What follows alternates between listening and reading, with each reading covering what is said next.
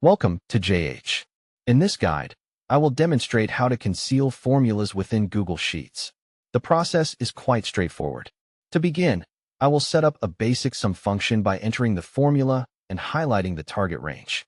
Once that is done, I will drag it down to apply the calculation across the remaining cells. To keep this formula out of sight, simply select the specific row, right-click on it, and choose the Hide Row option.